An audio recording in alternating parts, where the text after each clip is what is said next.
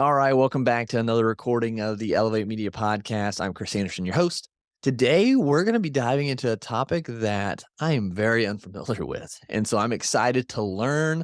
I'm excited to get some questions answered and just glean a lot of insight and knowledge from our guest today. So he's going to dive into a little bit about game theory and how we can improve our profits with our production and just overall utilize what's out there with technology. So I'm excited to have Noah Healy on the show today. And again, he's an expert in this, in mathematics and game theory. And Nathan, let's just jump into it. Noah, let's just dive into it. Welcome to the Elevate Media Podcast. Thanks, Chris. Thanks for having me here. Absolutely. Like I said, this is a new world for me. So let's start off for those who might not know who you are. Give a little overview of who Noah is and what you do.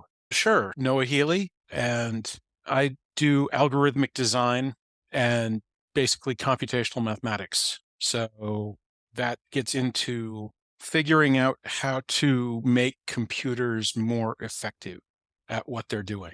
Things like sorting, searching, storage, those kinds of things are pretty well established algorithms at this point. So you can just take those off the shelf. But as you come to more and more sophisticated types of applications, there's ways to do them that are much faster and ways that do them that are much slower, ways to do them that are much more effective, ways that do them much less effective.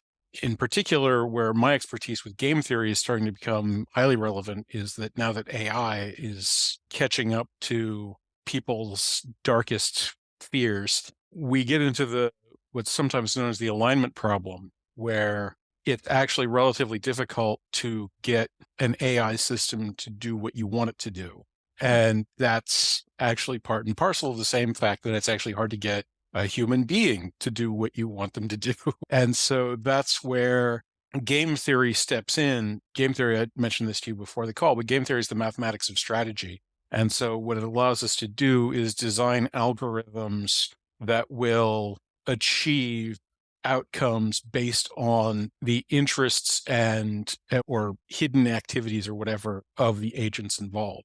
So that's the kind of thing where you can actually plug in AI to a system that will then be able to utilize that in a productive way versus just being a toy or something that a person is arguing with and might be getting value out of for a little while. But then there was the case of the attorney that had it generate a case law and it didn't have it in there. So it just made it up and the attorney didn't check. There was another story a couple of weeks ago where the military was testing a automated defense or drone like targeting mechanism. And this was not in the real world, but basically it was like a computer game playing a computer game with a human monitor. And the computer that was trying to learn how to play this computer game would get points for destroying the target. But the human monitor was supposed to be the overview, where it was supposed to be allowed within a scenario to send out signals to stop it if for strategic reasons. Okay, the thing wasn't supposed to be destroyed. So the computer figures out that the major bar to it not getting points is Radio Shack telling it that it's not allowed to target it. So it would start bombing the operator, wipe them out first So then they get points. Not to win. What? And this is where we're headed in real life. Actually, yeah, it's very easy just using colloquial language to underspecify. And this shows up. There are significantly worse examples coming out of the real world where in bureaucratic systems, people will just say what they're supposed to say regardless of what reality is. Solzhenitsyn wrote extensively about this, of behavior in the Soviet Union. There's a passage in one of his books. There's a factory and they're located downriver from a logging camp and they're supposed to build, I think it was furniture. And the logs come down, except the logs don't come down. The report that the logs came down comes down, but the logging camp isn't working either. And so they're filing the paperwork that they did their job, but they're not doing their job. So now the guy running the factory is, I can't build stuff without wood, but if I don't file the reports that I built stuff, I'm going to get shot or sent to Mhm. Siberia. So he files the paperwork that everything Mm. is getting built in spite of the fact that there's no wood. And then the trucks show up to carry the furniture to where it's supposed to go.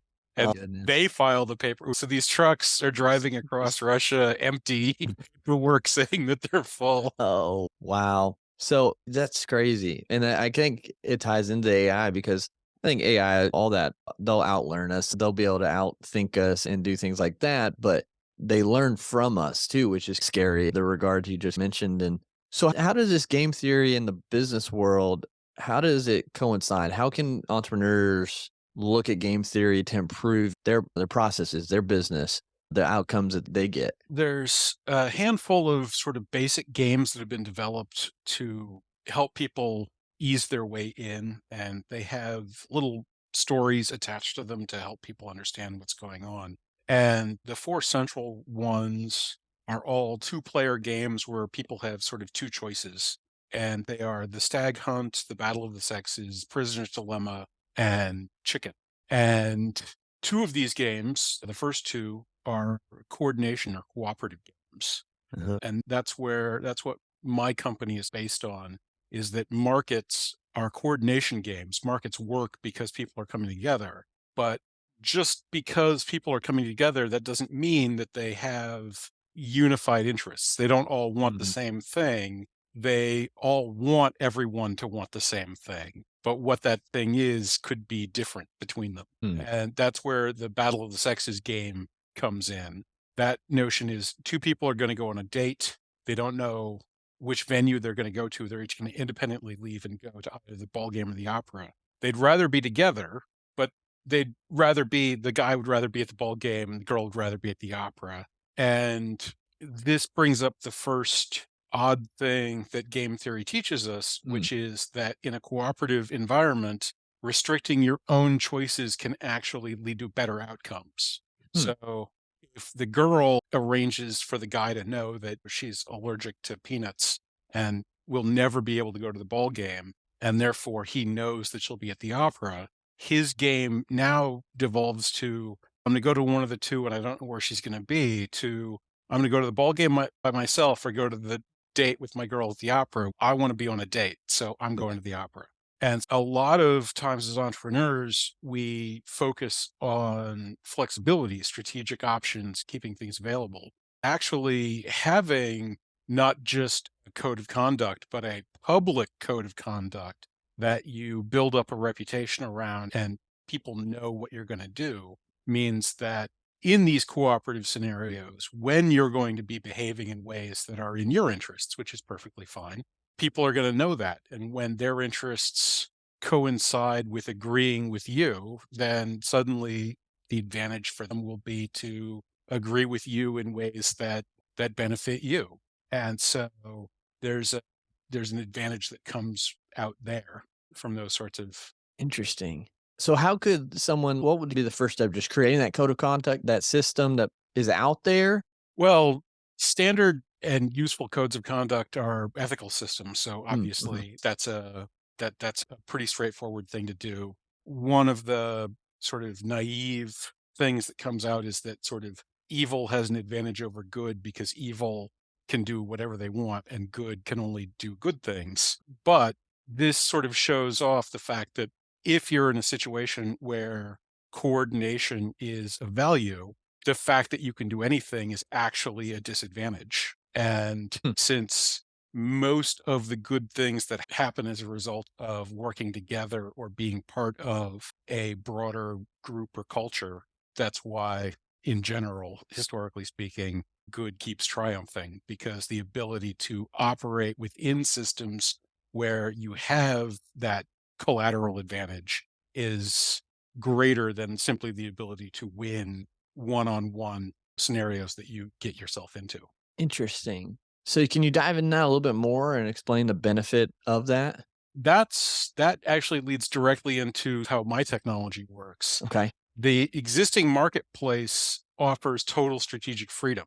One of the interesting Mhm. things about the futures and options scenario is that you can essentially design any trading strategy that you can imagine as what you're doing, which means that when people are trading in the marketplace, they don't simply have to try to work out what's best for their company. They also need to work out what counter strategies may exist or be being employed and what sort of strategy they would need to deploy in order to survive those counter strategies. And in many of those kinds of situations, you wind up in a leveling game where, like at a poker table, like, I think that you're bluffing, but then do I behave in a way that reveals that to you? Maybe I know that you're bluffing, but then you might be pretending to, and that's an infinite regression that can go on forever. Yeah. So where my system steps in is it divides out the strategy of pricing from the sort of activity and delivery. Okay. Instead of having buyers and sellers where people are making proposals in an attempt to find counterparties, and then if a counterparty happens to show up, their proposal is accepted. Instead, there's a parimutuel system of people contributing towards a sequence of common deals. So what what's the price going to be tomorrow? What's the price going to Mm, be the day after tomorrow? What's the price going to be next week or next month or for the next 5 years and by day? And so what then happens is these deals are presented to the marketplace and people decide, oh, that looks like a pretty good deal. I would like to be on the buy side of that deal, or I would like to be on the sell side of that deal for this much. And because this deal is being presented in common across the entire marketplace, multiple people can come in on the buys and sell sides.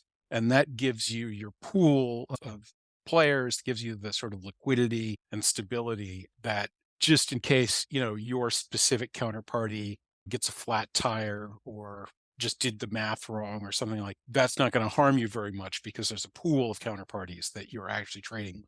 And by structuring things in this way with three distinct roles that have the characteristic that they are all cooperating with each other, we can now plug self-interested competitive agents into collectives of each of these roles. So mm, people that you don't know and who might have whatever reason for doing whatever they're doing can still be rewarded for the degree to which they're helping you and punished for the degree to which they're hurting you.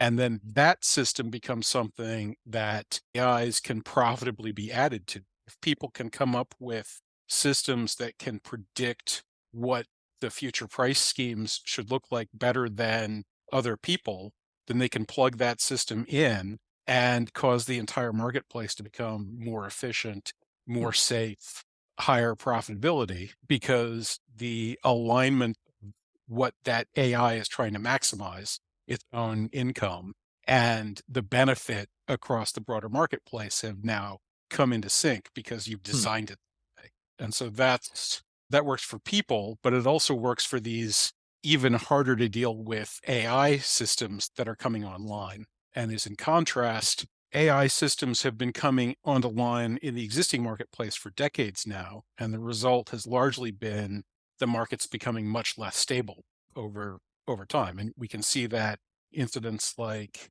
long-term capital management's crash in 97, the dot-com boom, the global financial crisis, the late unpleasantness with bank failures across the US, even the 87 flash crash are all instances of basically algorithmic trading or other sorts of artificial products blowing up, taking over the marketplace, and the market essentially being unable to cope with that kind of signal because the strategic structure is essentially using the notion that there should be roughly equal amounts of information on the buy and sell sides. And what we've actually done is created strategic situations that are so complex, people don't really know what's going on. And mm. that creates the asymmetry that allows for very high rates of return for whoever is causing the asymmetry.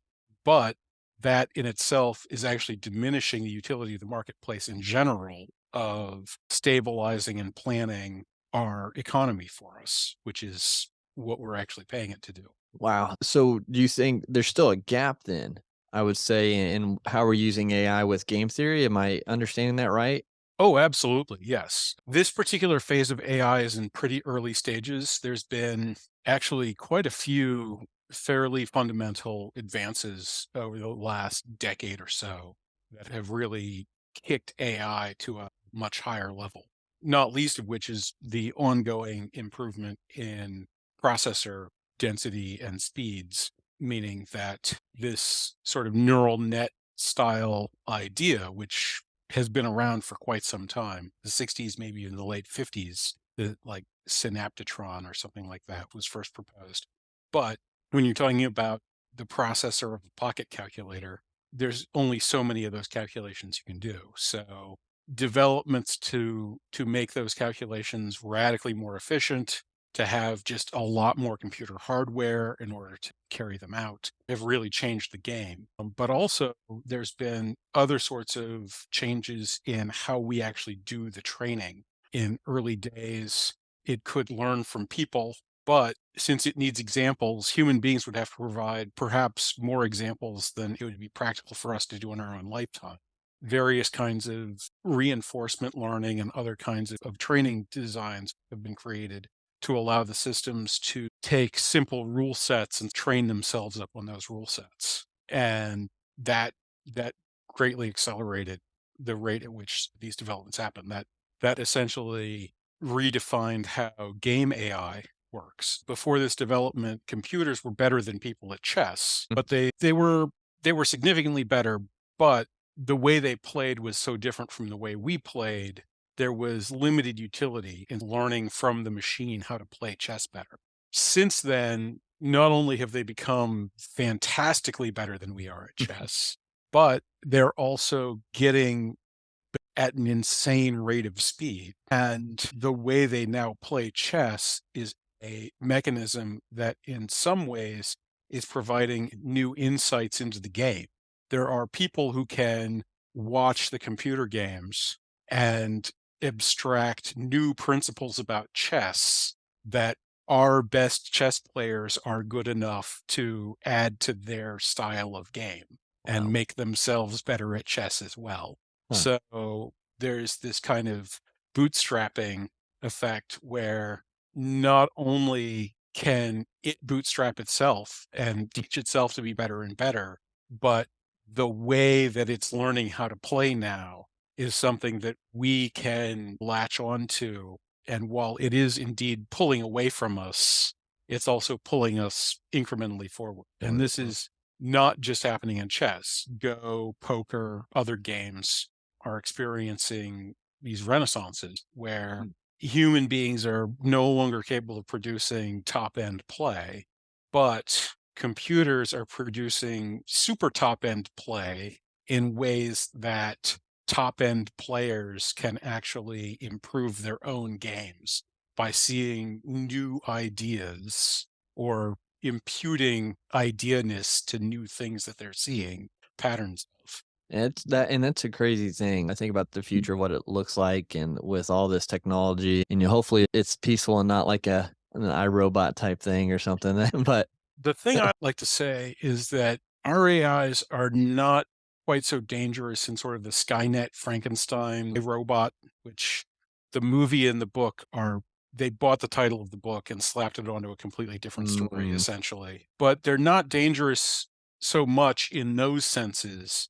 They're more dangerous in the sense that if we built cars without exhaust systems, and so we were inventing nitrogen dioxide and carbon monoxide into the cabin, driving would kill us. yeah, And we don't really have a good handle on what the waste stream of an information system looks like. interesting. And we have a culture where the only kinds of systems that could produce culturally, socially, financially relevant data streams were other human beings. And so we don't have any defenses built into our culture for nearly infinite amounts of nonsense to be spewed forth. And so the danger is less that they're going to wake up and decide that they're better off without us, and more that we're going to just start spewing toxic waste into our eyeballs and just live inside that until we can't cope with what's going on. And again, the instability that we see in our financial markets is a direct result of most of the communicating signals not being generated because somebody actually wants that financial activity to occur. So they're pulling the puppet strings. Is that right?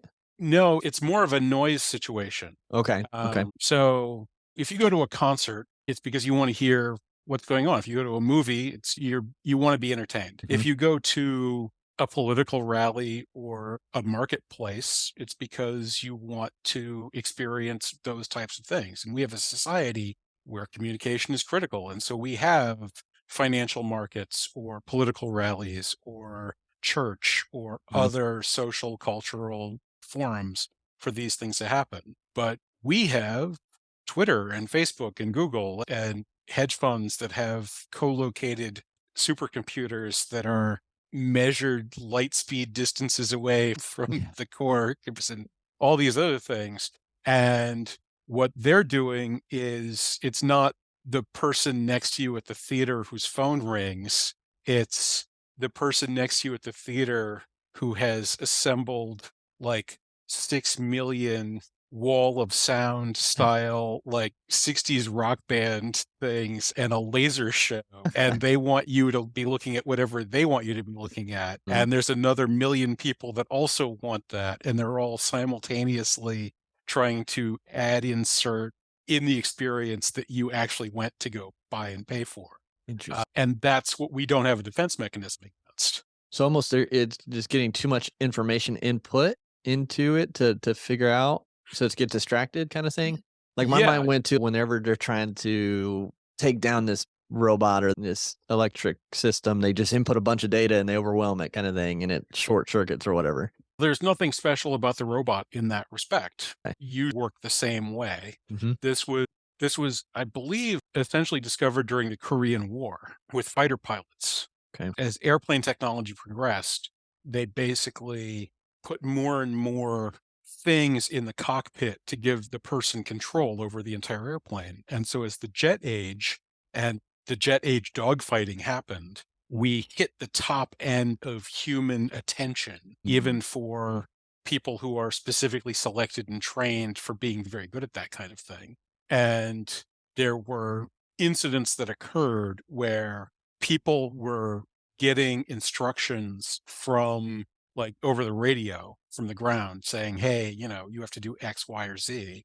And they ignored them. Mm. And it wasn't just one person. This happened a lot. Hmm. And so they started looking into it. Like, do pilots' radios short out while they're dogfighting? Is this message actually getting through? Is the pilot actually just ignoring it? Like that this is important.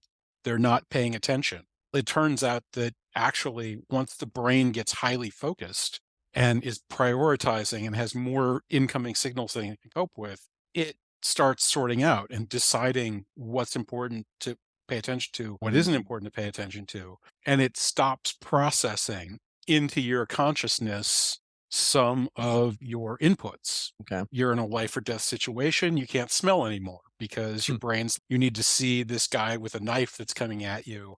And the fact that we're in a junkyard, I don't care like what things smell like anymore. Right. You need to know where this guy is at all times. Okay. And so what was happening was pilots' ears were turning off and they literally couldn't hear anymore because they had so many signals and controls to be paying attention to that their brain was just like, I don't have time for sound. Interesting. So I'm not going to do that. It's almost like on a smaller scale, and I don't it's if I get super focused on something and someone tries to talk to me, like, I hear them per se, but I don't necessarily understand or register what they're saying, because 'cause I'm so focused on the task kinda thing. Absolutely. Okay. And so that's where we have societies that have evolved to deal with sort of human levels of con artistry.